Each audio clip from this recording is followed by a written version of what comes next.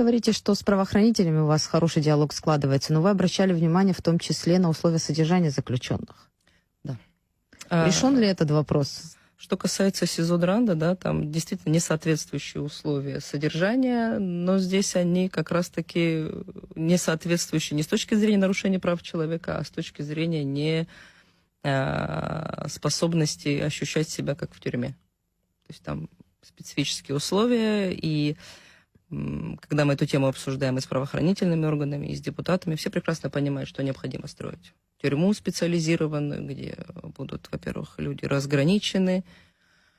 Ну, то есть вы имеете в виду ужесточить условия им нужно. Но разве это сложно сделать правоохранителям? Сложно, потому что нет соответствующих условий. А создание соответствующих условий – это огромная нагрузка на бюджет, с которой мы пока не справляемся.